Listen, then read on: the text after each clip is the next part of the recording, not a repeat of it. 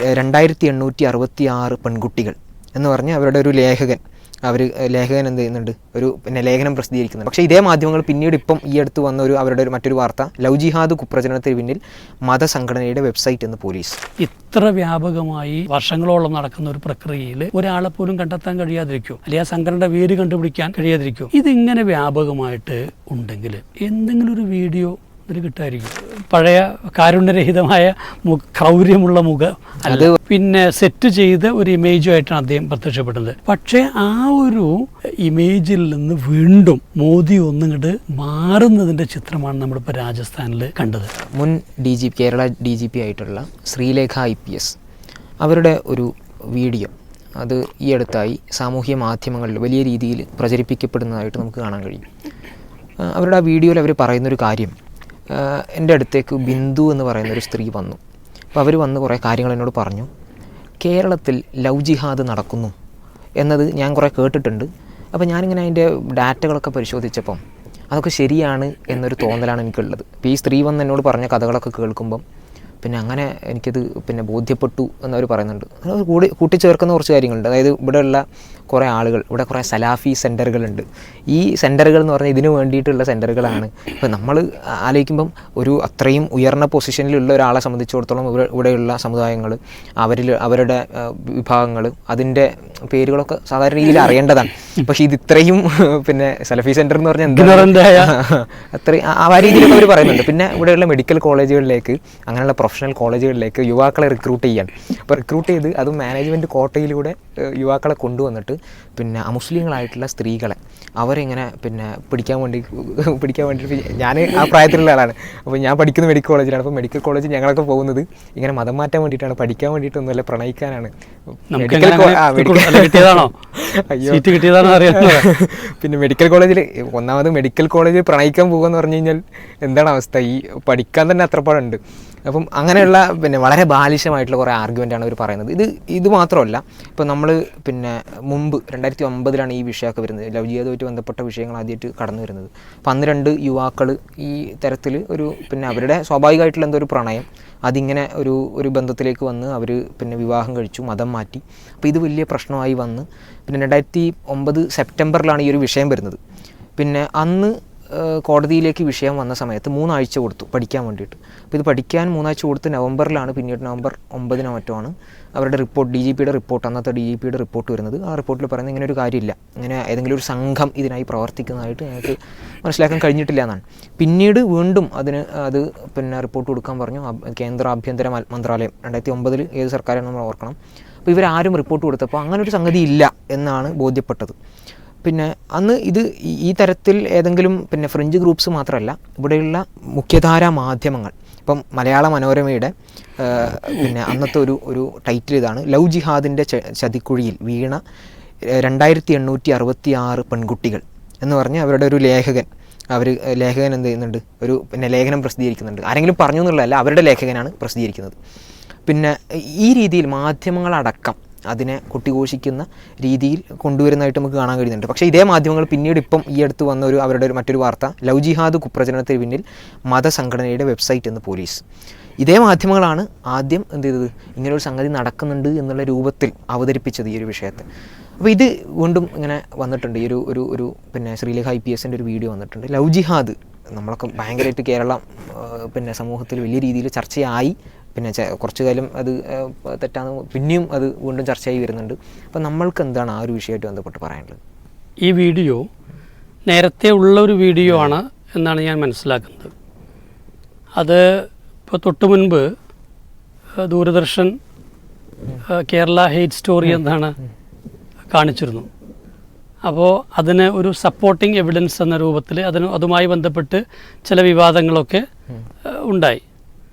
മാത്രമല്ല, ഒരു പക്ഷേ നിങ്ങളും കണ്ടിട്ടുണ്ടാവും, 1 കോടി രൂപ മറ്റോ 10 ലക്ഷം 1 കോടിയോ മറ്റോ ഒരു പ്രവാസി ഇനാം പ്രഖ്യാപിച്ചു. ആരെങ്കിലും തെളിവ് കൊണ്ടുവന്ന് എന്ത് ചെയ്യാം, ഞാൻ അത്രയും ഇത് കൊടുക്കാമെന്ന്. അപ്പോൾ അതിനെയൊന്നും നേരിട്ട് അഡ്രസ്സ് ചെയ്യാനുള്ള യാതൊരു നിവൃത്തിയില്ലാത്തതുകൊണ്ട് തന്നെ ഈ വീഡിയോ വീണ്ടും എടുത്ത് ബൂസ്റ്റ് ചെയ്ത് പ്രചരിപ്പിക്കുകയാണ് എന്നാണ് എനിക്ക് തോന്നുന്നത്. പക്ഷെ എന്തായാലും എനിക്ക് തോന്നുന്നത് ഇതൊന്ന് നമ്മൾ കുറച്ചും കൂടെ ഒരു അനലറ്റിക്കലായിട്ടൊന്ന് കാണേണ്ടതുണ്ട്. ഈ വിഷയം ഒന്ന് വിശകലനം ചെയ്യേണ്ടത്. ഇത് കേൾക്കുന്നവരെ സംബന്ധിച്ചോളം ഉണ്ടാകുന്ന ധാരാളം സംശയങ്ങൾ അതിപ്പോൾ ബോധപൂർവം പ്രചരിപ്പിക്കുന്നവരുടെ താല്പര്യം നമ്മൾ മാറ്റിവെക്കുകയാണ്. കാരണം അവരൊരിക്കലും ഇത് സത്യമാണെന്ന് കരുതിയിട്ടോ അല്ലെങ്കിൽ ഇതിൻ്റെ പേരിലുള്ള ഒരാശങ്ക പങ്കുവെക്കലൊന്നുമല്ല. അവിടെ വ്യക്തമായിട്ട് വെറുപ്പ് സൃഷ്ടിക്കാൻ ഉദ്ദേശിച്ചിട്ടാണ്. പക്ഷേ ഈ പ്രചരണങ്ങളിലെ ചതിക്കുഴിയിൽ വീഴുന്ന ആളുകളുണ്ട്. അവരെ സംബന്ധിച്ചിടത്തോളം നമ്മൾ കുറച്ചുകൂടെ സത്യസന്ധമായിട്ട് ഈ കാര്യം അവർക്ക് മനസ്സിലാക്കാൻ ഒരവസരം കൊടുക്കേണ്ടതുണ്ട്. ആ നിലയ്ക്ക് ഒരു വിശകലനം നടത്തേണ്ടതെന്ന് എനിക്ക് തോന്നുന്നത്. ഇപ്പം ഇവിടെ നമുക്കറിയാം ഒരു പ്രത്യേക മതവിഭാഗത്തെ പ്രതി ചേർക്കാനാണ് ശ്രമിക്കുന്നത്. ആ മതവിഭാഗക്കാരാണ് മുസ്ലിങ്ങളാണ്. അപ്പോൾ മുസ്ലിങ്ങളെ സംബന്ധിച്ചിടത്തോളം ഒന്നാമത്തെ കാര്യം എന്തായിരിക്കണം? ഇതിന് മതപരമായ ഒരു ഉണ്ടാവുള്ളൂ. അല്ലെങ്കിൽ മതപരമായി ഇക്കാര്യം പ്രതിഫലാർഹമായ ഒന്നാകണം. അതാണ് എൻ്റെ നല്ല മതമൊരു കാര്യം ചെയ്യുള്ളൂ. പക്ഷേ ഇവിടെ ഇപ്പം ഇന്ന് അമുസ്ലിങ്ങളായിട്ടുള്ള വലിയ വായനയൊന്നും ഇല്ലാത്തവർക്ക് ഇവരെ കേട്ടിട്ടുള്ള പദങ്ങളുണ്ട്. ഹലാല് ഹറാമെന്ന്. ഇത് ഇസ്ലാമിൽ എന്തുണ്ട്? എന്തോ ഒരു ഹലാല് ഹറാമ് ഈ രണ്ട് സാധനം ഉണ്ടെന്നുള്ളത് കേട്ടിട്ടുണ്ട്. വളരെ സിമ്പിളായിട്ട് പറഞ്ഞാൽ എന്താണ്? ഹലാൽ എന്ന് പറഞ്ഞാൽ അനുവദനീയം, ഹറാം എന്ന് പറഞ്ഞു കഴിഞ്ഞാൽ നിഷിദ്ധം. ചെയ്യാൻ പറ്റുന്നതും ചെയ്യാൻ പാടില്ലാത്തതുമായ കാര്യങ്ങൾ, അല്ലെങ്കിൽ ഭക്ഷിക്കാൻ പറ്റുന്നതും ഭക്ഷിക്കാൻ പാടില്ലാത്തതുമായിട്ടുള്ള കാര്യങ്ങൾ, എല്ലാ വിഷയങ്ങളിലും ഇതുപോലെയുള്ള ഹലാൽ ഹറാമുണ്ട്. അപ്പോൾ രണ്ടാമത്തെ ഏറ്റവും പ്രധാനപ്പെട്ട ചോദ്യം, അങ്ങനെയാണെങ്കിൽ ഇത് ഏത് ഗണത്തിൽപ്പെടും?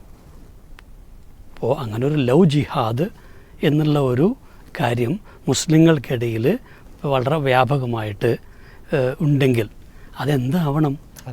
ഹലാലാവണല്ലോ, അനുവദനീയമാകണല്ലോ. അപ്പോൾ ഈ ലവ് ജിഹാദിൻ്റെ അപ്പുറത്തെ വശം എന്താണ്? അത് ഒരു പെൺകുട്ടിയെ പ്രേരിപ്പിച്ച് പിന്നെ മതം മാറ്റി വിവാഹം കഴിക്കുക എന്നുള്ളതാണ്.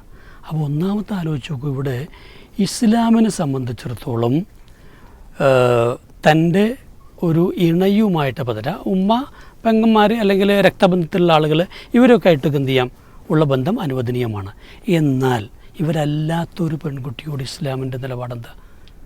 ഒരു നിലയ്ക്ക് ഇസ്ലാം എന്ത് ചെയ്യുന്നില്ല, അങ്ങനെ ഒരു ബന്ധത്തെ അംഗീകരിക്കുന്നില്ല എന്ന് മാത്രമല്ല, അതീ പറഞ്ഞ ഹറാമിൻ്റെ നിഷിദ്ധമായ മറ്റേ ഗണത്തിലാണ് പെടുന്നത്.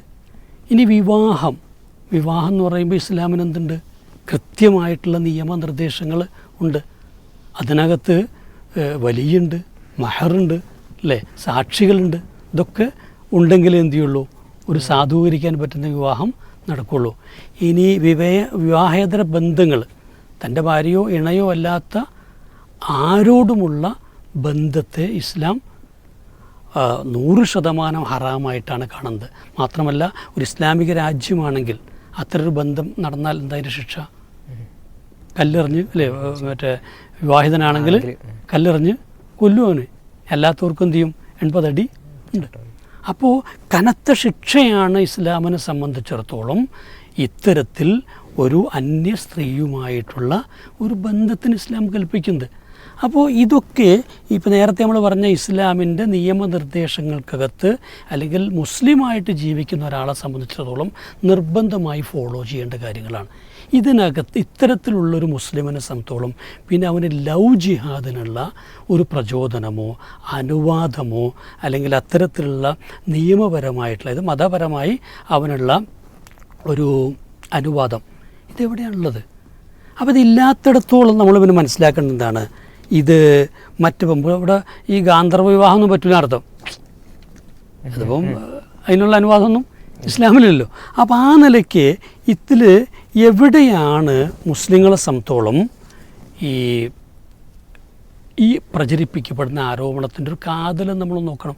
ഇവിടെ രണ്ടാമത്തെ ഒരു പ്രശ്നം എന്ന് വെച്ചാൽ, ഇപ്പോൾ ധാരാളം സംഘടനകൾ അല്ലെങ്കിൽ നന്നായി സംഘടനാവൽക്കരിക്കപ്പെട്ടിട്ടുള്ള മതവിഭാഗമാണ് മുസ്ലിങ്ങൾ. ഒരു 10-20% ഒരു പക്ഷത്തിൽ പെടാതിരിക്കുന്നുണ്ടാവും. ബാക്കി ഒരു 80% ഇവിടെയുള്ള വ്യത്യസ്തമായിട്ടുള്ള സംഘടനകളുടെ ആളുകളോ ഇനിയിപ്പോൾ മെമ്പർമാരായിരിക്കാം, അനുഭാവികളെങ്കിലും ആണ്. അപ്പോൾ ഇവിടെ ഇപ്പോൾ ക്രിസ്ത്യാനികൾക്ക് സഭകൾ ഉള്ളതുപോലെ തന്നെ ഏതെങ്കിലും സഭയിൽ ചേരാതെ ഒരു ക്രിസ്ത്യാനിയായിട്ട് നിൽക്കാൻ എന്ത് ചെയ്യില്ല, പറ്റൂല.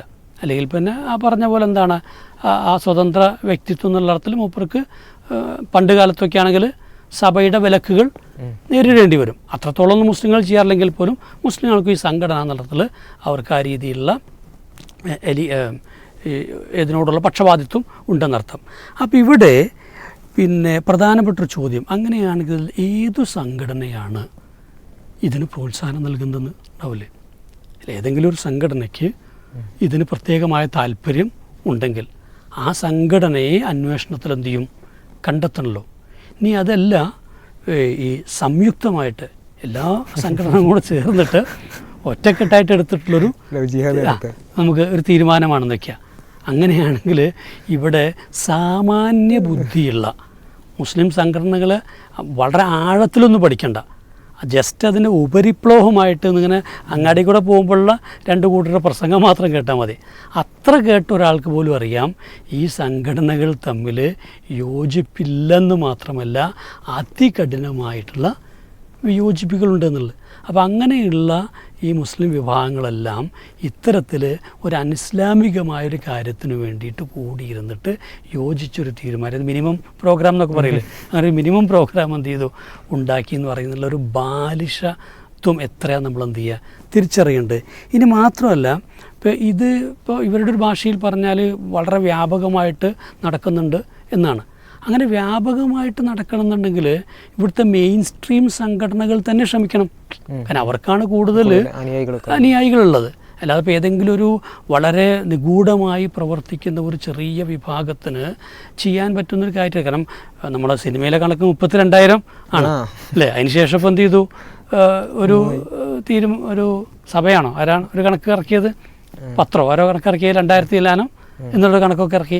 എന്തായാലും ശരി, ഈ കണക്കുകളൊക്കെ കേരളത്തെ സംബന്ധിച്ചോളം വലിയൊരു സംഖ്യയായിട്ട് തന്നെയാണ് നിലനിൽക്കുന്നത്.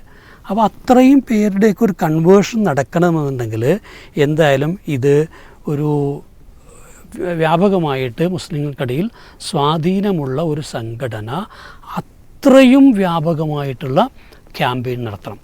കാരണം ഇപ്പോൾ 100 പേരിൽ ഈ ക്യാമ്പയിൻ നടത്തിയാൽ അതിന് മാക്സിമം 10 പേരല്ലേ കിട്ടുള്ളൂ. അപ്പോൾ ഇത് വലിയ അങ്ങനെ വ്യാപകമായൊരു പ്രചരണം നടന്നു കഴിഞ്ഞാൽ ഇത് പുറത്തറിയും. ഇനി പുറത്തറിഞ്ഞിട്ടില്ലെങ്കിലും ഇത് ആദ്യം പുറത്തറിയിക്കുക മറ്റ് സംഘടനകളാക്കാരം. അങ്ങോട്ടും ഇങ്ങോട്ടും ശത്രുത. അതെ, മുസ്ലിങ്ങൾക്കിടയിലുള്ളൊരു സ്വഭാവം വെച്ച് എന്ത് ചെയ്യും? ഇത് പുറത്തറിയും. ഇനി അതല്ല, ഇനി മൂന്നാമത്തെ ഒരു സാധ്യത എന്താണ്? ഇതൊരു രഹസ്യ സംഘടന, വളരെ രഹസ്യമായിട്ട് പ്രവർത്തിക്കുന്ന ഒരു സംഘടനയാണ്, അവിടെ രഹസ്യ അജണ്ടയായിട്ടാണ് എന്ന് നമ്മൾ കരുതാൻ നിൽക്കുക. അങ്ങനെയാണെങ്കിൽ അപ്പോഴും ഇത് ഈ അന്വേഷണത്തിൻ്റെ ഒരു പരിധിയിൽ വരികയും, കാരണം മറ്റ് ഇതിനേക്കാൾ എത്രയോ നിഗൂഢമായി നടന്ന പല പ്രവർത്തനം, ഇപ്പോൾ തടിയൻ്റെ ഇവിടെ നസീറൊക്കെ അറസ്റ്റ് ചെയ്യപ്പെടുന്നത് അദ്ദേഹം ഇവിടെ ഈ ഒരു പ്രസ്ഥാനത്തിൻ്റെ ഭാഗമായി നിന്നുകൊണ്ടല്ലല്ലോ. അപ്പോൾ ഏതെങ്കിലും ഒരു മലയുടെ മുകളിൽ ഏതെങ്കിലും ഒരു ചെറിയ ഒരു ടൗൺ ഹാളിലൊരു പരിപാടി നടക്കുന്നത് പോയി പിടിക്കാൻ പോലീസിന് കഴിവുണ്ടെങ്കിൽ ഇത്ര വ്യാപകമായി വർഷങ്ങളോളം നടക്കുന്ന ഒരു പ്രക്രിയയിൽ ഒരാളെപ്പോലും കണ്ടെത്താൻ കഴിയാതിരിക്കും, അല്ലെങ്കിൽ ആ സംഘടനയുടെ വേര് കണ്ടുപിടിക്കാൻ കഴിയാതിരിക്കും. ഇനി ഒന്നും കൂടെ ആലോചിച്ച് നോക്കും, ഇതിങ്ങനെ വ്യാപകമായിട്ട് ഉണ്ടെങ്കിൽ നമുക്ക് എന്തെങ്കിലും ഒരു വീഡിയോ ഇതിൽ കിട്ടാതിരിക്കും, ഒരു വീഡിയോ ക്ലിപ്പ് കിട്ടാതിരിക്കും, ഒരു ലഘുലേഖ കിട്ടാതിരിക്കും, എന്തെങ്കിലും ഒരു ഡോക്യുമെൻ്ററി, അതിനുള്ള എവിഡൻസ് ഇതിനെ പ്രൂവ് ചെയ്യുന്ന രൂപത്തിലുള്ള മുസ്ലിം സംഘടനകൾക്കിടയിൽ നിന്നോ മുസ്ലിങ്ങളിൽ അറിയപ്പെടുന്ന ഏതെങ്കിലും ഒരു ആ രീതിയിലുള്ള സംഘടനാ നേതാവോ ആരെങ്കിലും പ്രചരിപ്പിച്ച ഇത്തരത്തിലുള്ള എന്തെങ്കിലും ഒരു ലേഖനത്തിൻ്റെയോ ഓഡിയോൻ്റെയോ ഒരു പോസ്റ്റർ, സോഷ്യൽ മീഡിയയിലുള്ള ഒരു പോസ്റ്ററെങ്കിലും ഉണ്ടാവില്ലേ? ഇങ്ങനെ ഏതെങ്കിലും ഒരു എവിഡൻസ് ആരും പ്രൊഡ്യൂസ് ചെയ്തിട്ടില്ല എന്ന് മാത്രമല്ല, അത്തരത്തിലുള്ള തെളിവുകളില്ല എന്നുള്ളതും സമ്മതിക്കപ്പെട്ടുള്ള കാര്യമാണ്. ഇനി അതിൻ്റെ നേരെ ഓപ്പോസിറ്റ് നോക്കി നോക്കും. തിരിച്ച് നമുക്കറിയാം, മുസ്ലിം പെൺകുട്ടികളെ ഈ രീതിയിൽ വളച്ചെടുക്കാനും അവരെ വിവാഹം കഴിക്കാനോ അല്ലെങ്കിൽ അല്ലാതെ തന്നെ ഗർഭിണികളാക്കാനും പിന്നെ ഹിന്ദു കുട്ടികളെ അവരിലൂടെ ജനിപ്പിക്കാനൊക്കെയുള്ള വീഡിയോസ് എന്തിനേറെ ഇപ്പോൾ ഉത്തരാഖണ്ഡിൽ നടന്ന സനാതനം അതായത് സന്യാസിമാർ കൂടിച്ചേർന്ന് നടത്തിയ വലിയ ഈ സമ്മേളനത്തിൽ പോലും പരസ്യമായിട്ടാണ് ഇത്തരം കാര്യങ്ങൾ പറഞ്ഞത്. ഇന്നും നമുക്ക് യൂട്യൂബിൽ എന്ത് ചെയ്യും അത്തരത്തിലുള്ള വീഡിയോസ് നമുക്ക് കിട്ടാനുണ്ട്. അപ്പോൾ അവിടെ മുസ്ലിങ്ങൾക്കെതിരെ ഇത്തരത്തിൽ നടക്കുന്ന പ്രചരണങ്ങളുടെ വീഡിയോ ക്ലിപ്പ് അല്ലെങ്കിൽ എവിഡൻസസ് എന്തുണ്ട് ലഭ്യമാണ്. അങ്ങനെയാണെങ്കിൽ എന്തുകൊണ്ട് ഇതിൽ ഏതെങ്കിലും നിലയ്ക്കുള്ള ഒരു ഇത് മുസ്ലിങ്ങളുടെ ഭാഗത്തുനിന്നില്ല? ഇനി മറ്റേതിൻ്റെ നടപടി ഉണ്ടായിട്ടുണ്ടോ? എത്ര പോസ്റ്റുകളാണ് ഇത്തരത്തിൽ, എത്രയോ പോസ്റ്റ്. ഇപ്പോൾ ഈ അടുത്ത് പോലും നമുക്കറിയാം, ഇപ്പം നമ്മുടെ മുഖ്യമന്ത്രി എന്തോ ഒരു ഇതിൻ്റെ ചെയർമാനൊക്കെ ആക്കിയ ഒരു കക്ഷിയുണ്ട്, CP സുഗതൻ. അദ്ദേഹത്തിൻ്റെയൊക്കെ പോലെ വൾഗറായിട്ടുള്ള പ്രസ്താവനകൾ നമുക്കറിയാം. വനിതാ മതിലിൻ്റെ ആ സമയത്ത് വളരെ വൾഗറായിട്ടുള്ള പ്രസ്താവനകൾ. അതിനെതിരെ ഒന്നും എന്ത് ചെയ്തിട്ടില്ല, നടപടികൾ ഉണ്ടായിട്ടില്ല, അന്വേഷണങ്ങൾ ഉണ്ടായിട്ടില്ല. അപ്പോൾ ഇവിടെ മുസ്ലിങ്ങൾ പറഞ്ഞു, പ്രചരിപ്പിച്ചു, ചെയ്തു എന്ന് പറയുന്ന കാര്യങ്ങൾ ഇല്ലാത്ത തെളിവിൻ്റെ അടിസ്ഥാനത്തിൽ എന്താണ് ഈ വീണ്ടും വീണ്ടും ഉയർത്തിക്കൊണ്ടുവരാൻ ചെയ്യുന്നത്. ഇനി നമ്മൾക്ക് മുമ്പിൽ ഒരു ആറാമത്തൊരു ഇതെന്താ വെച്ചാൽ, അങ്ങനെയാണെങ്കിൽ ഇത് ഏതിപ്പോൾ ശ്രീലേഖ എന്ന് പറയുന്നത് ഒരു പോലീസ് ഓഫീസറാണ്, അല്ലെ ആയിരുന്നു, ഉന്നതമായ സ്ഥാനത്ത് ഇരുന്നിട്ടുള്ള, ജയിൽ IG അടക്കമായി ഇരുന്നിട്ടുള്ള ആണ്. അപ്പോൾ ഇവർക്കറിയാമല്ലോ അങ്ങനെയാണെങ്കിൽ അത് ഏതൊരു അന്വേഷണ ഏജൻസിയാണത് അന്വേഷിച്ചത്. സാധാ കേരള പോലീസാണോ, ക്രൈം ബ്രാഞ്ചാണോ, സ്പെഷ്യൽ ബ്രാഞ്ചാണോ, CBI ആണോ, NIA ആണോ? മാത്രമല്ല നമുക്ക് ഇത്തരത്തിൽ നമുക്ക് ഒരുപാട് സംവിധാനങ്ങളുണ്ട്. അപ്പോൾ നമ്മളിപ്പോൾ സാധാരണ ഒരു പോലീസ് അന്വേഷിക്കുന്നത് മാത്രമല്ല, എല്ലാ ദിവസവും സ്പെഷ്യൽ ബ്രാഞ്ച് അന്നു നടക്കുന്ന കാര്യങ്ങളുടെ ഈ രഹസ്യ റിപ്പോർട്ടുകൾ ആഭ്യന്തരമന്ത്രിക്ക് അയച്ചു കൊടുക്കും. ഇതൊക്കെ റെക്കോർഡ് സൂക്ഷിക്കപ്പെടുന്നുണ്ട്. അപ്പോൾ അങ്ങനെയാണെങ്കിൽ ഇത്ര കാലം ഇതൊക്കെ ഈ സംവിധാനങ്ങളെല്ലാം ഉണ്ടായിട്ടും ഒരു റെക്കോർഡ്, ഒരു ഫയൽ ഉണ്ടാവുമല്ലോ. അങ്ങനെ ഒരു ഫയൽ ഉണ്ടെങ്കിൽ എന്താണ്, അത് ശ്രീലേഖ എന്ത് ചെയ്യണം?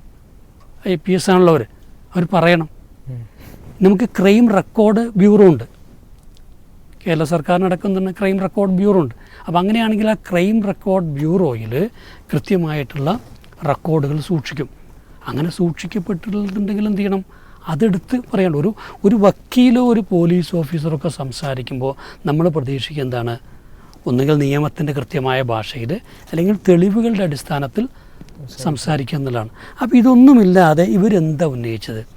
ഇവർ പറഞ്ഞത് ഇങ്ങനെ ഒരു സ്ത്രീ എൻ്റെ അടുത്ത് വന്നു, ഞാനവനെ കേട്ടിരുന്നു, അപ്പോൾ ഞാനിത് കൊടുത്ത് തള്ളിക്കളയാൻ ചെയ്തിരുന്നത്, പക്ഷേ എൻ്റെ അടുത്ത് ഇങ്ങനെ ഒരു സ്ത്രീ വന്നു. ആ സ്ത്രീ വന്ന് പറഞ്ഞ കഥ കേരളം മുഴുവൻ കേട്ട കഥയാണ്. അതിലെവിടെയാണ് ലവ് ജിഹാദ് ഉള്ളത്? എന്നിട്ട് ആ കഥയെ സ്ഥാപിക്കാൻ വേണ്ടി ഇവർ പറയുന്നത് എന്താ വെച്ചാൽ, അതിനകത്ത് ആദ്യം ഈ പെൺകുട്ടിയെ നിമിഷ എന്ന് പറയുന്ന പെൺകുട്ടിയെ ആദ്യം എന്ത് ചെയ്തു, ഒരു മുസ്ലിം ചെക്കൻ കല്യാണം കഴിച്ചു, ഗർഭിണിയാക്കി, അത് അബോർട്ട് ചെയ്തു. പിന്നീട് ഒരു ക്രിസ്ത്യൻ കക്ഷിയാണ് എന്ത് ചെയ്യുന്നത്, ഇസ്ലാമായി കല്യാണം കഴിക്കുന്നത്. അപ്പോൾ ശരിക്കും പറഞ്ഞു കഴിഞ്ഞാൽ അതിൻ്റെ ജിഹാദിൻ്റെ സ്വഭാവം എന്താണെന്ന് നമുക്ക് വ്യക്തമല്ല. ഇനി അതിനെക്കുറിച്ചുള്ള അന്വേഷണത്തെക്കുറിച്ചും പോലീസ് എന്താ പറഞ്ഞത്, ഈ പറയുന്നവർ, ഈ 4 പേരെന്ന് ആ ഒരു ഗ്രൂപ്പിലുണ്ടായിരുന്നല്ലോ, ഇവരാരും പ്രാദേശികമായോ അല്ലെങ്കിൽ ഇവിടെയുള്ള ഏതെങ്കിലും ഒരു ലോക്കൽ ബോഡിയുമായിട്ടോ ബന്ധപ്പെട്ടതിനൊരു തെളിവില്ല. ഇവരെല്ലാം ചെയ്ത് ഇൻ്റർനെറ്റ് വഴിയാണ്. ആ ഇൻ്റർനെറ്റ് വഴി ബന്ധപ്പെട്ട് ചില ഏജൻസികളുമായിട്ടോ അല്ലെങ്കിൽ അങ്ങനത്തെ സംഘടനയോ ആരും ആവാം. അങ്ങനെയാണ് അവരെന്ത് ചെയ്യുന്നത്, ഇവർ ശ്രീലങ്കയിലേക്കും അവിടുന്ന് പിന്നീട് സിറിയയിലേക്കൊക്കെ എത്തുന്നത്. അതല്ലാത്ത ഒരു തെളിവ് പോലീസിൻ്റെ വിഷയത്തിൽ ഹാജരാക്കിയിട്ടില്ല.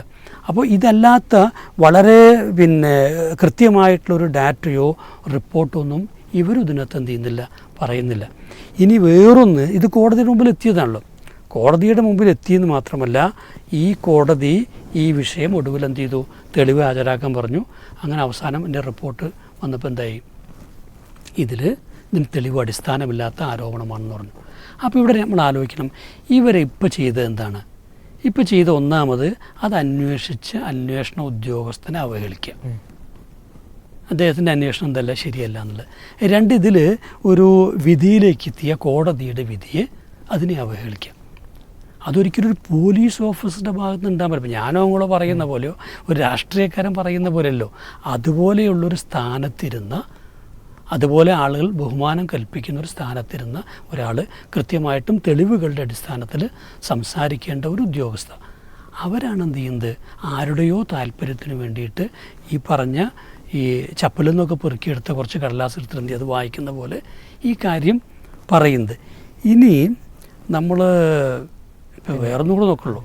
അതിൽ ഒരു കാര്യം കൂടി നമ്മൾ ആലോചിക്കുക എന്ന് വെച്ച് കഴിഞ്ഞാൽ, ഇപ്പം ഇനി ഇത് നടന്നിട്ടുണ്ട്, അത് പൂഴ്ത്തി വെക്കുകയാണെന്ന് വെക്കുക. ഇപ്പോൾ CBIയും NIAയും ആരാണ് ഇപ്പോൾ അവരുടെ തലപ്പത്തിരിക്കുന്നത്, അവരാരാണ് നിയന്ത്രിക്കുന്നത് നമുക്കറിയാം. ഇനി അവരിത് പൂഴ്ത്തി വെക്കുകയാണെങ്കിൽ അവർ മുസ്ലിം പ്രീണനം നടത്തുകയാണ് എന്ന് പറയേണ്ടി വരും.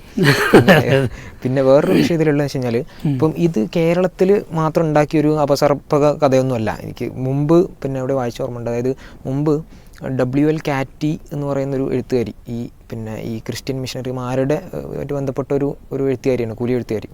അവരൊരു പുസ്തകം, അതിൽ മാരീഡ് ടു മുഹമ്മദ് എന്ന് പറയുന്നൊരു പുസ്തകത്തിൽ പറയുന്നൊരു കാര്യം എന്താണെന്ന് വെച്ചാൽ, ഒരു കഥയാണ്. അതായത് മിഡിൽ ഈസ്റ്റ് രാജ്യങ്ങളിൽ നിന്ന് യുവാക്കൾ, നല്ല സുന്ദരമായിട്ടുള്ള യുവാക്കൾ എന്ത് ചെയ്യും, യൂറോപ്പിലേക്ക് പഠിക്കാൻ വരും. എന്നിട്ട് യൂറോപ്പിലെത്തിയിട്ട് അവിടെയുള്ള ക്രിസ്ത്യൻസ് ആയിട്ടുള്ള സ്ത്രീകളെ വളച്ചെടുത്ത് അവരെ മുസ്ലിമാക്കി കല്യാണം കഴിക്കുക. ഇത് അന്ന് അവരുണ്ടാക്കിയ കഥയാണ്. അതിൻ്റെ മറ്റൊരു മാനിഫെസ്റ്റേഷൻ, അതിൻ്റെ മലയാളത്തിലുള്ളൊരു രൂപമാണ് ഇപ്പം കേരളത്തിൽ കൊണ്ടുവന്നത്. അത് മാത്രമേ അതിൽ ഉള്ളൂ. അല്ല, അവരിപ്പം ഇതിനകത്ത് പറഞ്ഞെങ്ങനെ വെച്ചാൽ, ഇത് മദ്രസയിൽ പഠിക്കുന്ന ഒരു 10 വയസ്സൊക്കെ ആവുന്ന കുട്ടികൾ ആണ് എന്ത് ചെയ്യുന്നത്, ഇവരിതിന് വേണ്ടിയിട്ട് കുറച്ച് ആൾക്കാരെ ട്രെയിൻ ചെയ്യാണ്, തിരഞ്ഞെടുക്കുകയാണ്. എന്നിട്ട് ആ കുട്ടികളിൽ ഇങ്ങനത്തെ ഒരു താല്പര്യമോ അല്ലെങ്കിൽ ഇങ്ങനത്തെ ഒരു ചിന്തയോ ഫീഡ് ചെയ്യുന്നു. അതിന് സുമുഖന്മാരായ ഭംഗിയുള്ള കുട്ടികൾ എന്ത് ചെയ്യും, അതിന് തിരഞ്ഞെടുക്കും. എന്നിട്ട് അവരിൽ ഇത് ഫീഡ് ചെയ്ത് അവർക്ക് ഫണ്ടൊക്കെ എന്ത് ചെയ്യും കൊടുത്ത് അവർ ഈ പറഞ്ഞ പോലെ മെഡിക്കൽ കോളേജുകളിലേക്കും ഡെൻ്റൽ കോളേജിലും എഞ്ചിനീയറിംഗ് കോളേജിലൊക്കെ എന്ത് ചെയ്യുന്നു, വിടുന്നു. അതിൻ്റെ ഇടയ്ക്ക് ഒരു പറയുന്നൊരു കാര്യം ഉണ്ടെന്ന് വെച്ചാൽ, ഒരു പക്ഷേ ഈ പ്രൊഫഷണൽസിനെ തന്നെ കൊണ്ടുപോകുന്നത് അവിടെ ഇവർക്ക് പല്ലുവേദന ഉണ്ടാകുന്നതാണ്, മറ്റേ അത് ട്രീറ്റ് ചെയ്യാനും റോക്കറ്റൊക്കെ ഉണ്ടാക്കേണ്ടി വരും. അപ്പോൾ അതിനൊക്കെ വേണ്ടിയുള്ള സാങ്കേതിക വിദ്യക്ക് ഒക്കെ വേണ്ടി വയ്ക്കുന്നത് വളരെ എന്താ വെച്ചാൽ കേട്ട് കഴിഞ്ഞാൽ നമുക്ക് ഇനി ഇതിലേക്ക് ഏറ്റവും വലിയൊരു അബദ്ധം നോക്കും. ഇവരതിനകത്ത് 2-3 തവണ പറയുന്നൊരു കാര്യമുണ്ട്. ഇത് നടക്കുന്ന ചില സലാഫി സെൻറ്ററുകൾ എന്നാണ്. ഈ തിരുവനന്തപുരത്ത് ഞാൻ കണ്ടിട്ടുണ്ട്, മറ്റേ എന്നൊക്കെ പറയുന്നത് കഞ്ഞിക്കുഴിയിലുണ്ട് എന്നൊക്കെ പറയുന്നു. എന്നിട്ട് ഇവർ പറയുന്നത്, അങ്ങനെ ഈ സലാഫി സെൻറ്ററുകൾ വഴിയൊക്കെ റിക്രൂട്ട് ചെയ്യപ്പെടുന്ന കുട്ടികൾ പിന്നെ അയക്കപ്പെടുന്ന മഞ്ചേരിയിലുള്ള സത്യസരണയിലാണെന്ന്. ഇവർക്ക് ഈ മുസ്ലിം സംഘടനകളെ കുറിച്ച് എന്തറിയാം? ഇത്ര ഇഗ്നോറൻ്റായ അല്ലെങ്കിൽ ഇല്ലിറ്ററേറ്റ് ആയിട്ടുള്ള, ഈ വിഷയത്തിൽ ഇല്ലിറ്ററേറ്റ് ആയിട്ടുള്ള ഒരാൾ ഈ പറയുന്ന വാക്കുകൾക്ക് എന്ത് വിലയുള്ളത്? സലഫികളും സത്യസരണ ആരുടെയാണ്? അവരും സലഫികളും തമ്മിൽ നിലനിൽക്കുന്ന ഒരു ഡീപ്പായിട്ടുള്ളൊരു എന്താ പറയുക ഡിസ്പ്യൂട്ടിൻ്റെ തലം പോലും അറിയാത്ത ഒരു പോലീസ് ഓഫീസർ എന്ന് പറയുമ്പോൾ അവരെത്രമാത്രം ഈ അടിസ്ഥാനരഹിതമാണ്. ഇനി അത് പോട്ടെ, എന്താ ഇവരുടെ ക്രെഡിബിലിറ്റി എന്താണ്? ഇപ്പം നമ്മൾ പറയുന്നത്, ഇപ്പോൾ ഈ ശ്രീലേഖ IPS അങ്ങനെ വിവാദമുക്തയായിട്ടുള്ള ഒരു ഇതല്ലല്ലോ. നമുക്കറിയാം അവരിപ്പോൾ ദിലീപുമായി ബന്ധപ്പെട്ട കേസിൽ അവർ യഥാർത്ഥത്തിൽ അതിനകത്ത് അന്വേഷണ ഉദ്യോഗസ്ഥയല്ല. പക്ഷേ ആ കേസ് നടക്കുന്ന സമയത്ത് തന്നെയാണ് ഇവരെന്ത് ചെയ്യുന്നത്, കാരണം ജയിലിൽ എന്താണ് IG ആയിരുന്നു അവർ. ജയിലിൽ ഒരു ദിവസം പോയി കഴിഞ്ഞപ്പോൾ എന്ത് ചെയ്തു, ദിലീപ് സാധാ തറയിൽ കിടക്കുന്നത് കണ്ടു, വലിയ സങ്കടം തോന്നി, പുതപ്പം വിരിപ്പൊക്കെ കൊടുത്തു എന്ന്. അതൊക്കെ അവിടെ അത് നിർത്തിയിരുന്നത്. പക്ഷേ എന്നിട്ട് അവരെന്ത് ചെയ്യുന്നു, ദിലീപ് ഈ വിഷയത്തിൽ കുറ്റക്കാരനല്ല എന്നവർ പ്രസ്താവന നടത്തുകയാണ്. ഞാൻ സംശയിക്കുന്നതാണ്. അപ്പോൾ അവിടെ ഒരാളുടെ സംശയമായിട്ട് എന്താണ് നമുക്ക് നിൽക്കാം. പിന്നീട് ഇവരും ദിലീപും തമ്മിൽ നടക്കുന്ന ചാറ്റിൻ്റെ ഓഡിയോ പുറത്തു വരുന്നു. അപ്പോൾ ആ ഓഡിയോ പുറത്തു വരുമ്പോൾ അതിനകത്ത് അവർ പറയുന്ന ചില കാര്യങ്ങളുണ്ടായത്, ഈവൻ ഫോറൻസിക് ലാബിലൊക്കെ എന്താണ് മാനിപ്പുലേഷൻസൊക്കെ നടക്കുന്നുണ്ടാവുന്നു, വിശ്വസിക്കേണ്ടതില്ല എന്ന രൂപത്തിലൊക്കെ ഒരു പോലീസ് ഓഫീസറുടെ മൊഴിയാണിത്. കിളിറു കേസ് അന്വേഷിച്ചത് ഇവരാണ്. പിന്നീട് എന്ത് സംഭവിച്ചു എന്നുള്ളത്, അതിനകത്തൊരു VIP സന്ദർശിച്ച വിഷയം ഇതൊക്കെ നമുക്കറിയാം. അതിലെന്ത് സംഭവിച്ചു എന്നുള്ളത് നമ്മുടെ മുമ്പിലുണ്ട്. ഈ സ്വാമിയായിരുന്ന സന്തോഷ് മാധവനുമായി ബന്ധപ്പെട്ടുകൊണ്ട് ഇവർക്കെതിരെ വലിയ അലിഗേഷൻ ചെയ്തു. അതിൽ ജോമോൻ പുത്തൻപുറക്കൽ ആണിത് ഉന്നയിച്ച്, അതായത് ഒരു പോലീസ് ഓഫീസർ നഗ്നപൂജ നടത്തി എന്നാണ്. നമ്മൾ പറയേണ്ടതൊന്നുമല്ല, പക്ഷേ ഇദ്ദേഹം അത് പറയണം. അപ്പോൾ ആ സമയത്ത് ആ തലത്തിലുള്ള ഒരു ഓഫീസറായിട്ട് ഇവർ മാത്രമാണുള്ളത്. അപ്പോൾ അവർക്കെതിരെയുള്ള ഒരു ആരോപണമാണെന്ന രൂപത്തിൽ അവരെന്നെ പറഞ്ഞു. ഇദ്ദേഹത്തിനെതിരെ പരാതി അന്നും പിന്നീട് വർഷങ്ങളോളം അവർ ആ പോലീസ് ഓഫീസർ സ്ഥാനത്തിരിക്കുന്നുണ്ട്. ഇത്രയും എന്താ പറയുക കഠിനമായ ഒരു ആരോപണം ഉന്നയിക്കപ്പെട്ടിട്ടുണ്ടെങ്കിൽ അതിൽ ഈ കക്ഷി അറസ്റ്റ് ചെയ്യണ്ടേ? അന്വേഷണം അവർ പ്രസ് ചെയ്യണ്ടേ, അവർക്ക് എന്തെല്ലാം രൂപത്തിൽ കോടതിയെ സമീപിക്കാമല്ലോ. പക്ഷേ ജോമോൻ പുത്രൻപുരക്കലിന് പറയുന്നതാണ്, എന്നെ പോലീസ് വിളിപ്പിക്കുകയും അന്വേഷിക്കുകയും ചെയ്തിട്ടില്ല എന്നതാണ്. എന്നിട്ട് മുമ്പ് വീണ്ടും പ്രസ്ഥാനം പറഞ്ഞു, ഞാൻ അറിഞ്ഞിടത്തോളം എന്താണ് അങ്ങനെ ഒരു കാര്യം സംഭവിച്ചിട്ടുണ്ടെന്നാണ്. അപ്പോൾ ഇവിടെയൊക്കെ നമ്മൾ കാണുന്നത് വെച്ചാൽ ഈ ഒരു രീതിയിലുള്ള ക്രെഡിബിലിറ്റി അവരെ സംബന്ധിച്ചോളം 100% ഒരാളല്ല. മറിച്ച് അവർ അന്വേഷണ ഉദ്യോഗസ്ഥ എന്ന നിലയിൽ പല ഘട്ടങ്ങളിലും ഈ രീതിയിലുള്ള വേവറിങ്സ് നടത്തിയെന്നതിന് തെളിവാണ്. ഇവരിതിനകത്തൊരു എനിക്ക് തോന്നുന്നു വെച്ചാൽ ഇതിൽ ഒരു കോളേജിൻ്റെ പേരൊക്കെ എടുത്ത് പറയുന്നുണ്ട്. ഒരു dental college, century dental college. എനിക്ക് വെച്ചപ്പോൾ അവർക്കൊക്കെ വേണമെങ്കിൽ ഒരു സ്ഥാപനത്തിന് വളരെ ഡാമേജ് ഉണ്ടാക്കുന്ന കമൻസാണ്. അവിടെ ഇതിൻ്റെ താവളമാണ്. അവരൊക്കെ ഇപ്പോൾ ഇതിനെതിരെ ഒരു കേസ് കൊടുക്കാൻ തീരുമാനിച്ചാലോ? ഒരു സ്ഥാപനം എന്നുള്ള അർത്ഥത്തിൽ എന്താണ് അവർക്ക് ചെയ്യാൻ പറ്റുന്ന കാര്യങ്ങളാണ്. എന്തായാലും ഒരു അർത്ഥത്തിൽ ഏതെല്ലാമോ താല്പര്യങ്ങൾക്ക് വേണ്ടി മാത്രം സംസാരിച്ചതായിട്ട് നമുക്കിന് തോന്നുള്ളൂ. തെളിവുകളുടെ അടിസ്ഥാനത്തിലോ അല്ലെങ്കിൽ എന്തെങ്കിലും ഒരു നന്മ പ്രതീക്ഷിച്ചുകൊണ്ടൊന്നും ചെയ്തുപോലെ നമുക്ക് എന്താണ് ഇത് തോന്നുന്നില്ല. ഇപ്പോഴത്തെ ഒരു കലങ്ങിയ അവസ്ഥ ഉണ്ടല്ലോ, ആ കലങ്ങിയ അവസ്ഥ ഒന്നുകൂടെ കലക്കുക എന്നുള്ളതോ അല്ലെങ്കിൽ അതിനകത്ത് നിന്ന് ഏതെങ്കിലും ഒരു അഡ്വാൻറ്റേജ് എടുക്കുക എന്നുള്ളതാണ്. പിന്നെ ഇതൊക്കെ ഇപ്പോൾ റിട്ടയറായി കഴിഞ്ഞതിന് ശേഷം ഇപ്പോൾ കുറേ പോലീസ് ഓഫീസർമാരിങ്ങനെ എന്താണ് രംഗത്തുണ്ട്. അപ്പോൾ അവർക്ക് കുറേ എപ്പിസോഡുകൾ ചെയ്യാൻ കുറേ കേസുകളുണ്ടല്ലോ. ആ നിലയ്ക്ക് അതെ, ആ നിലയ്ക്ക് സെൻസേഷനുള്ള സാധനം ഇട്ട് കഴിഞ്ഞാൽ കൂടുതൽ വ്യൂവേഴ്സ് എന്തായാലും ഉണ്ടാകും. അപ്പോൾ അങ്ങനെയൊക്കെയുള്ള താല്പര്യങ്ങളാണെങ്കിൽ ഇത് എന്തായാലും ഒരു ഉത്തരവാദിത്വപ്പെട്ട ഒരു വ്യക്തിയിൽ നമ്മൾ പ്രതീക്ഷിക്കുന്നതല്ല എന്നർത്ഥം. അല്ല, അതിൽ വേറൊരു വിഷയം തോന്നുന്നൊരു കാര്യം എന്താണെന്ന് വെച്ച് കഴിഞ്ഞാൽ, ഇപ്പോൾ മുസ്ലിം സമുദായത്തിൻ്റെ മുകളിൽ ആരോപണം വരുന്ന വിഷയങ്ങൾ നോക്കുക. ഇപ്പോൾ ലവ് ജിഹാദ് നമ്മൾ പറഞ്ഞു, ഇസ്ലാമിൽ ഒരു കാരണവശാലും അംഗീകരിക്കാൻ പാടില്ലാത്തൊരു വിഷയം വെച്ചിട്ട് മുസ്ലിങ്ങളെ ആക്രമിക്കുക എന്നുള്ളതാണ്, അല്ലെങ്കിൽ അവരുടെ മേൽ ആരോപണം കൊണ്ടുവരിക, അല്ലെങ്കിൽ പിന്നെ എന്താ കഞ്ചാവ് ജിഹാദോ, നാർക്കോട്ടിക് ജിഹാദ്. അതും നാർക്കോട്ടിക്സ് എന്ന് പറഞ്ഞാൽ ഇസ്ലാം എന്താ അതിനോടുള്ള സമീപനം, അത് വെച്ചിട്ട് ഇസ്ലാമിനെ ആക്രമിക്കുക. അപ്പോൾ യാതൊരു തരത്തിലും ഇപ്പോൾ ഒരു സത്യാനന്തര കാലം എന്നൊക്കെ നമ്മൾ പറയുമല്ലോ, ഈ സത്യം ചെരുപ്പിടുമ്പോഴേക്ക് പിന്നെ നുണലോകം ചുറ്റി വന്നിട്ടുണ്ടാവും എന്നുള്ള നിലക്ക്. അപ്പോൾ ആ നിലക്ക് മുസ്ലിങ്ങൾ ഒരു തരത്തിലും മുസ്ലിങ്ങൾക്ക് പ്രാമാണികമായി ചെയ്യാൻ പാടില്ലാത്ത കാര്യങ്ങൾ വെച്ചിട്ട് മുസ്ലിങ്ങളെ ആരോപണം വിധി. പിന്നെ ഇതിൽ മറ്റൊരു വിഷയമൊക്കെ ഉള്ളതെന്ന് വെച്ച് കഴിഞ്ഞാൽ അവിടെ ഒരു കാര്യം പറയാം. എന്താ വെച്ചാൽ ഇപ്പം നമ്മൾ മനസ്സിലാക്കേണ്ടത് ഇതിലിപ്പോൾ ആരോപണ വിധേയരാകുന്നത് ചെറുപ്പക്കാരായിട്ടുള്ള കുട്ടികളെ കുറിച്ചാണ്. നമ്മുടെ നാട്ടിൽ ഇപ്പം നമ്മൾ നേരത്തെ പറഞ്ഞു ഇസ്ലാമിലെ പ്രണയം എന്തല്ല, അനുവദനീയമല്ല എന്ന്. പക്ഷേ ഇവിടെ പ്രണയം എന്നത് ഗ്ലോറിഫൈ ചെയ്യപ്പെടുന്ന ഒരു കാര്യമാണ്.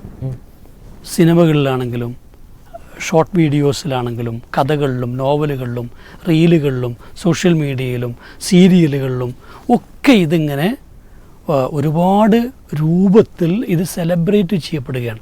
ഒപ്പം പലതരത്തിലുള്ള സെലിബ്രിറ്റീസിൻ്റെ ഈ പ്രണയബന്ധങ്ങൾ, ഗോസിപ്പുകൾ, അതിൻ്റെ തകർച്ച, അതിൻ്റെ ഉയർച്ച, ഇതൊക്കെ എപ്പോഴും ചർച്ച ചെയ്യപ്പെടുന്നു. ഈ ഒരു ലോകത്താണ് നമ്മളുടെ യുവാക്കൾ ഉള്ളത്. ഇവരിതിൻ്റെ വിക്ടിംസാണ്. മാത്രമല്ല നമ്മൾ പ്രണയത്തിനെതിരെ സംസാരിച്ചാൽ സദാചാരം അല്ലേ, അതെന്ത് ചെയ്തു, അത് ഈ വളരെ എന്താ പറയുക, അതിൻ്റെ ഒരു ഐറണി ഉണ്ട്. സദാചാരം എന്ന് പറഞ്ഞാൽ എന്താണ്? ആചാരം എന്നല്ലേ നമ്മൾ സദാ ആചരിക്കേണ്ടതുമാണ്. അപ്പം അവിടെ ഇപ്പറയുന്ന ഈ പ്രണയത്തിന് പ്രേരിപ്പിക്കുകയും അല്ലെങ്കിൽ അതിനെ വളരെ വിശാലമായ അർത്ഥത്തിൽ അംഗീകരിക്കുകയും അതിനെ സെലിബ്രേറ്റ് ചെയ്യുകയും ഒരു ഭാഗത്ത് ചെയ്യുക, എന്നിട്ട് ആ പ്രണയത്തിന് കണ്ണും മൂക്കും വേണമെന്നാണ് പറയുന്നത്. ഇതിപ്പോൾ എല്ലാവരും പറയാനുള്ള പ്രണയത്തിന് കണ്ണുമൂക്കൊന്നുമില്ല എന്നുള്ളത്. അതെ, അത്രേ ഉള്ളൂ. അപ്പോൾ അവിടെ കണ്ണുമൂക്ക് പ്രയം ഒക്കെ ആവാം, അല്ലെങ്കിൽ പ്രണയിക്കണം, അതൊക്കെ വലിയൊരു ആവേശത്തോടെ ചെയ്യേണ്ട കാര്യമാണ്. പക്ഷേ പ്രണയിക്കുമ്പോൾ എന്ത് വേണം, ഒരു മതം നോക്കിയിട്ട് പ്രണയിക്കണം എന്ന് പറയുന്നത് ഒരു അവജ്ഞ ഉണ്ടാക്കുന്ന കാര്യമാണ്. ഇത് യുക്തിവാദികളെന്ന് വാദിക്കുന്നവർ പോലും ഈ പ്രചരണം ഏറ്റുപിടിക്കുമ്പോൾ അവരെന്തുകൊണ്ട് ഈ ചെയ്യുന്ന കുട്ടികൾ, ആ കുട്ടികളുടെ ഒരു അവസ്ഥ, അവരുടെ ഒരു മനഃശാസ്ത്രം, അവർ നിലനിൽക്കുന്ന ഒരു പ്രതലം, സാമൂഹ്യ യാഥാർത്ഥ്യം, ഇത് അംഗീകരിക്കാൻ ശ്രമിച്ചിട്ടുണ്ടെങ്കിൽ ഈ വാദമുഖങ്ങളും അർത്ഥമല്ലോ. പിന്നെ ഇപ്പോൾ അവസാനം സംഭവിക്കുന്നൊരു കാര്യമുണ്ട്. എന്താ ചിലപ്പോൾ ഇങ്ങനെ ഒരു ബന്ധത്തിൽ ഏർപ്പെട്ട് ഇപ്പോൾ ഒരു കുട്ടിയായിട്ടൊരു ചെക്കൻ വീട്ടിലേക്ക് വരാൻ നിൽക്കുക. നോർമൽ കേസിൽ എന്താണ്, ഒന്നുകിൽ വരണ്ടെന്ന് പറയും അല്ലേ. പക്ഷേ ഇന്നത്തെ അവസ്ഥയിൽ വളരെ യൂണിറ്റ് ഫാമിലീസ് ആക്കാരം. ചിലപ്പോൾ ഒറ്റ മകനേ ഉണ്ടാവുള്ളൂ.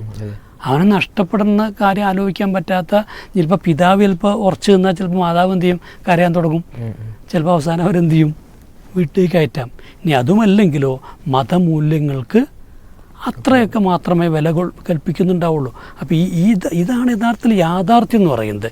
ഇതിൻ്റെ ഒരു പുറത്തേക്ക് ഈ കാര്യത്തെ ആവശ്യത്തിലധികം വലിച്ചു നീട്ടിയിട്ടാണ് ഇന്ന് നമ്മൾ കാണുന്ന ഈ ആരോപണങ്ങളെല്ലാം ഉണ്ടാക്കിയെടുക്കുന്നത്. ഈ ഒരു വീഡിയോ ഇപ്പം ഇത് നമ്മൾ നേരത്തെ പറഞ്ഞു കുറച്ച് മുമ്പുള്ള വീഡിയോ ഇവരുടെ, പക്ഷെ അത് ഈ ഒരു സമയത്ത് ഇപ്പം നമ്മൾ നിൽക്കുന്ന സമയം ഏതാണ്? ഇലക്ഷൻ തൊട്ട് മുമ്പിൽ നിൽക്കുകയാണ്. ഈ സമയത്ത് പിന്നെ പ്രത്യേകിച്ച് നമ്മൾ അവരുടെ പൊസിഷൻ വെച്ച് നോക്കുമ്പം അതൊക്കെ വെച്ചിട്ട് ആ ഒരു അതോറിറ്റി എന്നുള്ള നിലക്കാണ് അത് പ്രചരിപ്പിക്കപ്പെടുന്നത്. ഇത്രയും വലിയൊരാൾ, ഒരു പൊസിഷനിൽ ഇരിക്കുന്ന ഒരാൾ പറയുന്നു, വാട്സപ്പ് ഗ്രൂപ്പുകളിലൂടെ ഇങ്ങനെ ഓടുകയാണ്. അപ്പോൾ ഈ ഒരു സമയത്ത് ഇത് കൊണ്ടുവരാനുള്ള ഒരു കാരണം കൂടി ഉണ്ടല്ലോ, ഇലക്ഷൻ്റെ ഒരു റീസൺ കൂടി അതിൻ്റെ മുമ്പിലുണ്ട് എന്നുള്ളത് നമ്മൾ കാണണ്ടേ? അല്ല, നമുക്കറിയാം. ഇപ്പോൾ ഇത് വളരെ ബോധപൂർവം ഈ കേരള സ്റ്റോറി എന്ത് ചെയ്തിട്ടുണ്ട്, ദൂരദർശൻ തന്നെ സംപ്രേഷണം ചെയ്തിട്ടുണ്ട്. അതിൻ്റെ പേരിലൊരു വിവാദം ഉണ്ടാക്കിച്ചിട്ടുണ്ട്. സഭകളെ കൊണ്ടെന്ത് ചെയ്തു, അത് കാണിപ്പിക്കാൻ ശ്രമിച്ചിട്ടുണ്ട്. വേറൊരു ഭാഗത്ത് ഈ ബോളിവുഡിൽ BJPക്ക് അനുകൂലമാകാൻ സാധ്യതയുള്ള ഒരുപാട് സിനിമകൾ എന്താണ് റിലീസ് ചെയ്യാൻ വെച്ചിരുന്നു. പക്ഷേ അതിൽ 1-2 അതിൽ തന്നെ പൊട്ടി. ഇപ്പോൾ അവർ അതിനെക്കുറിച്ചിട്ടുള്ള വേവലാതിയിലാണ് നിൽക്കുന്നത്. സവർക്കറൊന്നും ചെയ്തില്ല, ക്ലച്ച് പിടിക്കാതെ പോയി. അപ്പോൾ അതിനൊക്കെ ഉദ്ദേശിച്ച് വെച്ചാൽ അവരുദ്ദേശിക്കുന്ന രാഷ്ട്രീയ ആശയത്തെ പരമാവധി ബൂസ്റ്റ് ചെയ്യലായിരുന്നു. അപ്പോൾ എന്ത് തന്ത്രവും ഉപയോഗിക്കാൻ ഇടയുള്ള ഒന്നാണിത്. ഇപ്പോൾ നമുക്കറിയാം, ഇപ്പോൾ തൃശ്ശൂർ പൂരം, അത് തൃശ്ശൂരുകാരെ സംബന്ധിച്ചിടത്തോളം അവരുടെ ഒരു ജന്മവികാരമാണ് തൃശ്ശൂർ പൂരം എന്ന് പറയുന്നത്. ഇന്നത്തെ പുലിക്കളിയാണെങ്കിലും വെടിക്കെട്ടാണെങ്കിലും കുടമാറ്റാണെങ്കിലും ഇതൊക്കെ. ഇവിടെ പോലീസ് അനാവശ്യമായിട്ട് ഇടപെടുന്നു, നിയന്ത്രണം ഏർപ്പെടുന്നു, കുറച്ച് റഫായിട്ടുള്ള ഭാഷയിൽ സംസാരിക്കുന്നു, ഒക്കെയാണ് ചെയ്യുന്നത്. അപ്പോൾ നോർമൽ കേസിൽ പോലീസ് എന്ന് പറയുന്നത് ഭരണാധികാരികളുടെ താല്പര്യത്തിനനുസരിച്ച് പ്രവർത്തിക്കുന്നവരാണ്, അല്ലെങ്കിൽ പ്രവർത്തിക്കേണ്ടവർ തന്നെ ആയിരിക്കും. അപ്പോൾ ഇവിടെ ഇത് ഏതോ മുകളിൽ നിന്ന് നിർദ്ദേശപ്രകാരമാണ് ഇത് ചെയ്തത് എന്ന് വരുത്തി തീർത്തുകൊണ്ട് അവിടെ ഒരു ഭരണവിരുദ്ധ വികാരമോ അല്ലെങ്കിൽ വേറെ ആർക്കെങ്കിലും അനുകൂലമായിട്ടൊരു വികാരമോ ഉണ്ടാക്കിയെടുക്കാനുള്ള ശ്രമമാണ് നടന്നതെന്ന് ഇന്നിപ്പോൾ വ്യക്തമായിട്ടുണ്ട്. അപ്പോൾ ഇവിടെ അതിനകത്ത് കൂട്ടുനിന്നത് ആര് തന്നെയാണ്? പോലീസ് ഓഫീസർ തന്നെയാണെന്ന് നമുക്ക് സംശയിക്കേണ്ടി വരുന്നത്. അല്ലാതെ ഇപ്പോൾ മുകളിൽ നിന്നൊരു നിർദ്ദേശം അത്രത്തിൽ എന്തെങ്കിലും ഈ സമയത്ത് ഒരിക്കലും കൊടുക്കില്ല. കാരണം എല്ലാവരും അതിനെതിരെ ആണ് സംസാരിച്ചിട്ടുള്ളത്. അപ്പോൾ ഇതുപോലെ തന്നെ ഇപ്പോൾ നമുക്കറിയാം, ഇപ്പോൾ ഈ ഫസ്റ്റ് ഫേസ് കഴിഞ്ഞപ്പോൾ, ഇലക്ഷൻ്റെ ഫസ്റ്റ് ഫേസ് കഴിഞ്ഞപ്പോൾ പൊതുവേ വന്ന റിപ്പോർട്ടുകൾ BJPക്ക് അത്ര അനുകൂലമല്ല. മാത്രമല്ല അതിൻ്റെ ഒരു പാനിക്കായ ഒരു അവസ്ഥ നമുക്കിപ്പോൾ കാണാൻ കഴിയുന്നുണ്ട്. ഇവിടെ മോദിയുടെ ഒരു 2000-ത്തിലൊക്കെ ഉള്ള മോദിയുടെ ഒരു മുഖമുണ്ട്. അതിപ്പോൾ കരൺ താപ്പറുമായിട്ട് ഇൻ്റർവ്യൂ ഒക്കെ നടക്കുന്ന സമയത്തും BBC-യുടെ ഒരു എന്താ പറയുക പേര്, ഒരു ലേഡി ആയിട്ടുള്ള ആ സമയത്തൊക്കെ അദ്ദേഹത്തിൻ്റെ ഒരു ശരീരഭാഷ ഉണ്ടായിരുന്നു. പക്ഷെ പിന്നീട് അദ്ദേഹം ആ ശരീരഭാഷ വളരെ ശ്രമകരമായി തന്നെ മാറ്റിയിട്ട് ഒരു ഗുരുജിയായിട്ട് അദ്ദേഹം മാറുകയാണ്. ജനങ്ങൾക്ക് നല്ലൊരു PR വർക്ക് ഒരു ഭാഗത്ത് നടന്നു.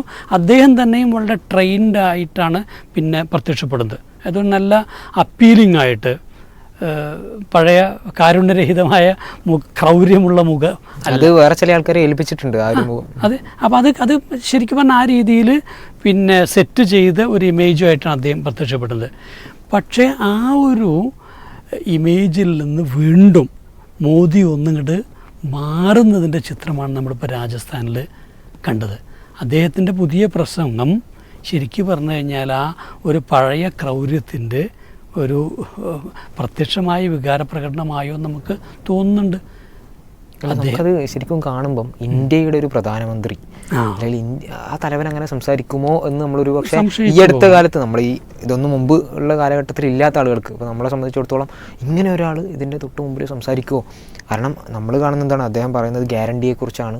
10 വർഷം ഭരിച്ചു, ഇത്രയും മൃഗീയ ഭൂരിപക്ഷത്തിൽ ഭരിച്ചു, അയാൾക്ക് അങ്ങനെയുള്ള ഒരാൾക്ക് അവസാനം പറയാനുള്ള എന്താണ് എന്ന ഒരു അതാണ് വികസനത്തെക്കുറിച്ചും മോദിയുടെ വരാനിരിക്കുന്ന നാളുകളിലെ ഗ്യാരണ്ടിയൊക്കെയാണ് അദ്ദേഹം പറഞ്ഞുകൊണ്ടിരുന്നത് ഇതുവരെ. പക്ഷെ പെട്ടെന്ന് എന്ത് ചെയ്യുന്നു, ഇതുകൊണ്ട് ഇലക്ഷൻ ജയിക്കാൻ പറ്റൂല എന്ന് തോന്നിയത് കൊണ്ടാണോ അറിയില്ല. എന്തായാലും ഒരു മാറിയ ആശയം, മാറിയൊരു മുഖത്തോടെ പ്രത്യക്ഷപ്പെടുന്നത് കാണുന്നുണ്ട്. അപ്പോൾ ഞാൻ പറഞ്ഞാൽ ഇങ്ങനത്തെ നമുക്ക് പ്രതീക്ഷിക്കാം.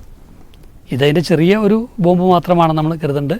സമാനമായ രീതിയിലുള്ള ഈ പോളറൈസേഷൻ നടത്താൻ പറ്റിയ രൂപത്തിലുള്ള എന്തെങ്കിലുമൊക്കെ മെറ്റീരിയലുകൾ ഇനിയും നമ്മൾ ഈ ഇലക്ഷൻ കഴിയുമ്പോഴേക്ക് പ്രത്യക്ഷപ്പെടുമെന്ന് തന്നെയാണ് പ്രതീക്ഷിക്കേണ്ടത്. അതെന്താണ് ഈ നമ്മൾ ഈ ഇതിൽ രൂപപ്പെട്ടുകൊണ്ടിരിക്കുന്നത് നമുക്ക് എന്ത് ചെയ്യില്ല, അറിയില്ല.